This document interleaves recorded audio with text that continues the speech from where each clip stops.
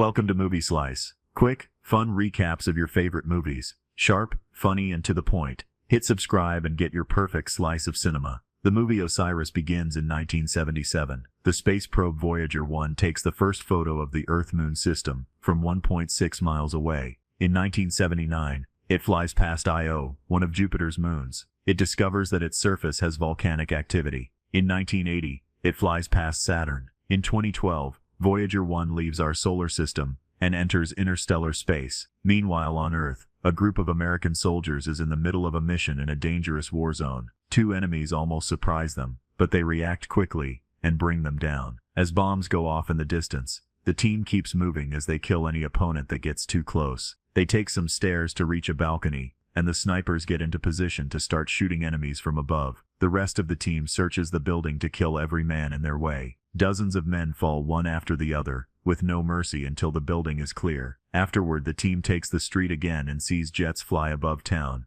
as they continue to kill enemies. Unfortunately, when they turn around the corner, they find a full squad of foes already waiting. The group rushes to take over and joins the shootout, but no matter how many men they bring down, the squad is too big for them to have any chance at winning. They decide to retreat. However, as they start moving back, a soldier gets shot, and Rhodey has to pick him up. Nobody stops shooting as they run, taking cover in any spot they can find while killing more and more men. Rhodey wants to take care of his friend's wound, but he has to keep shooting to protect himself. By the time he checks on the wound again, the soldier is dead. Another enemy squad is coming, and the team is cornered at the end of the street, so they use the radio to try to request help. Suddenly the area goes dark, and a red light appears among thick clouds in the sky. Both teams stare in shock as the light reveals a mysterious machine that shoots a beam, killing the entire enemy squad with just one move. Then the light turns white, and charges for a few seconds before emitting a great amount of voltage. The lightning hits the American soldiers and drags them into the machine, where an alien restrains them to put them through some experiments. The soldiers see flashes of their old lives in the last battle before passing out.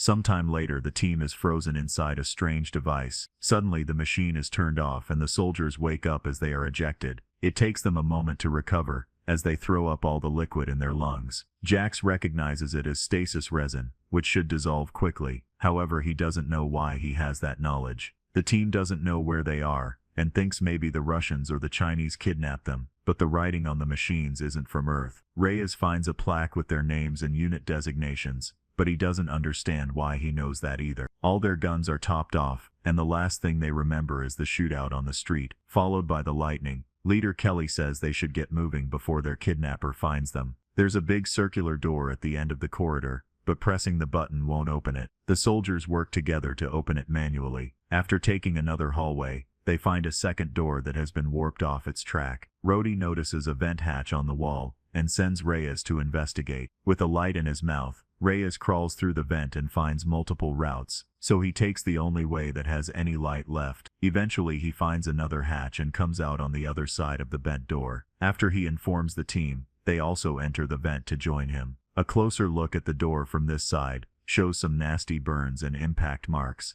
as if someone was trying really hard to get in there. It seems the place is like a maze, and Nash thinks they're in a secret underwater prison. Suddenly they hear some strange noises, so they move ahead to keep investigating. In the next corridor, they find a trail of blood on the floor. There's also a clamp on the wall that indicates a power failure. This means the place must be dying, which explains why the machine was turned off and released them. The next room has lots of fog on the floor. A drop of blood lands on Reyes' face, and when he looks up, he discovers a bunch of bodies hanging from their feet with no heads. Kelly takes Gibbs and Reyes to the following room, where another mutilated body hangs above a strange table. There's also a handcuffed woman named Ravi, who wakes up and talks in another language. The soldiers pull a lever to free her. At that moment, a monstrous alien appears in front of Gibbs and slashes him with its huge claws before throwing him back. In the previous room, Nash finds a weird weapon. The trio hears the commotion nearby and rushes to help their friends with open fire. Normal bullets don't seem to do much on the enemy armor, and the alien knocks the three soldiers down with one hit. When Kelly tries to shoot it, the alien quickly disarms him and grabs him by the neck, looking at him for a second before throwing him too. As the alien attacks Jax, Nash passes the strange weapon to Rhodey, who finally manages to activate it and shoots at their enemy to knock it down. The soldiers think it's dead and take a closer look, only for the alien to roar. To their surprise, Ravi cuts in to properly shoot it to death. Afterward, she says something the others don't understand before leaving. The group follows her after realizing Gibbs is dead. In the next corridor, Kelly shocks Ravi by speaking her language. Another alien appears nearby, and Kelly opens fire while telling the others to run. The alien has a laser gun too, and immediately shoots to bring Ravi down. Soon its own team of monsters appears behind it, and also opens fire. The men help Ravi and run as fast as possible. A chase ensues with both sides constantly shooting as they move. The soldiers manage to take cover in the next corridor, and when Ravi sees an opening, she pulls a lever to close the door. Kelly puts a knife between the door and the wall to jam it, and tells Jax to go with Ravi to find a way out. The aliens start pounding on the door,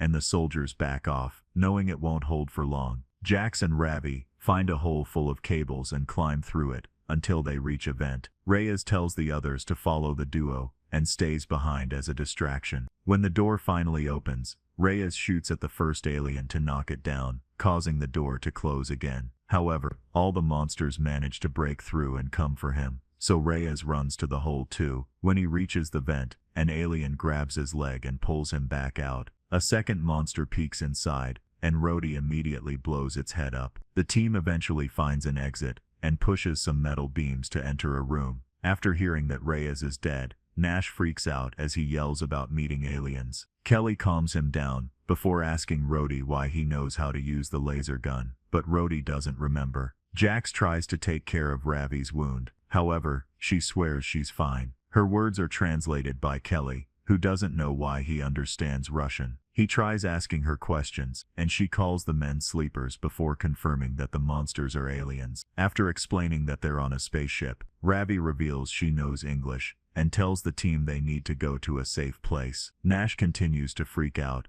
and Rhodey has to threaten him to shut him up. Ravi interrupts them and reminds them they must keep moving. Meanwhile, Reyes is mutilated by the aliens, who use a device to look at his memories and learn everything the team knows. Following what it saw in those memories, the alien reaches the bent door and activates a device on its gauntlet. In one of the corridors, Ravi explains that the alien with the scars is the leader, and it has dozens of monsters helping it. She also reveals that there are motion sensors on the walls, and that the alien's goal is to get a meal. When they enter the next room, they find themselves on a bridge above an abyss, and surrounded by thousands of lights. Jax takes a closer look, and discovers they're not light bulbs, they're actually capsules with bodies inside. Ravi calls them sleepers, and insists they should get going. They rest in the next corridor, so Kelly can redo Ravi's bandage. They chat about their lives before the war, and Kelly shares that he's a divorced father. Nash starts to wonder if the creatures are demons instead of aliens, and they're going through the biblical rapture.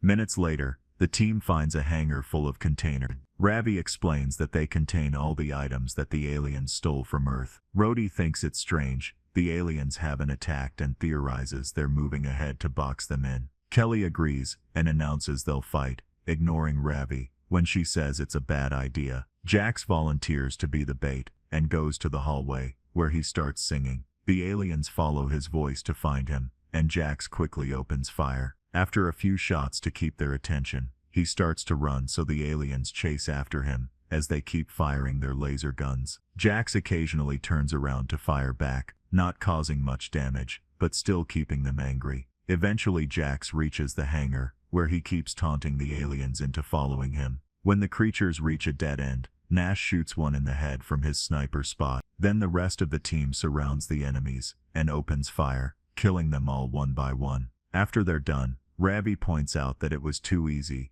and fears a trap. At that moment, another alien squad enters the hangar. The team immediately opens fire, but not even Nash can land a shot, because this time the aliens have brought very strong shields. Everyone starts running, and Nash jumps from container to container until he reunites with his team. They run to the door as fast as possible, but unfortunately, Jax gets shot in the back and instantly killed. A grieving Nash yells as he shoots the killer in the head for revenge. The 4 survivors run out of the hangar and enter a corridor, where they take cover to keep shooting for a while, until Ravi finds the handle that closes the door. There are aliens coming from the opposite side as well, so the team escapes through a hatch in the wall. They slide down a tunnel and land in a pool full of skeletons and rotting flesh. The smell is so bad that it makes a few of them puke. When Nash starts to freak out, Kelly has to shut him up. The conversation is interrupted by a voice coming from above. Ravi looks up and is surprised to see her mother Anya,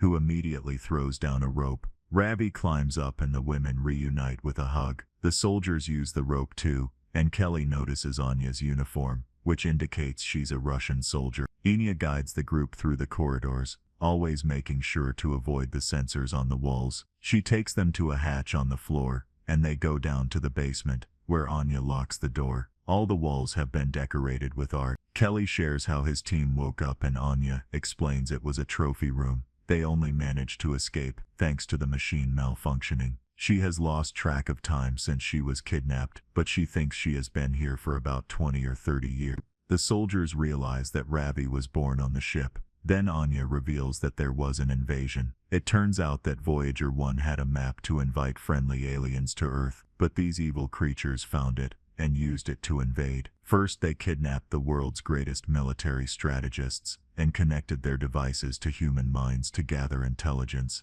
which means the soldiers were frozen in the machine for decades too. All those strange nightmares they experienced were war games created by the aliens to study how humanity fought, which allowed them to crush Earth in just a matter of weeks. The mind connection worked both ways, which explains why the soldiers learned a few things in return. Enya calls this receiving gifts. This ship is taking all the spoils of war back to the aliens' planet. It was Ravi's father who sabotaged the reactor and caused the machines to fail. Usually Anya doesn't share with sleepers. That's how she stayed alive for so long. However, her team died during the sabotage mission, and now she needs the soldiers' help. Enya's gift is hearing the creatures from afar and understanding what they're saying, and she knows they're trying to repair the communications relay. If they contact their home planet, even more aliens will come, so they have to stop them. The soldiers take a moment to rest, and Nash says they'll never go home. Kelly looks at a picture of his daughter and realizes she must be around 40 years old if she's alive at all, which makes Rhodey think about his kids as well.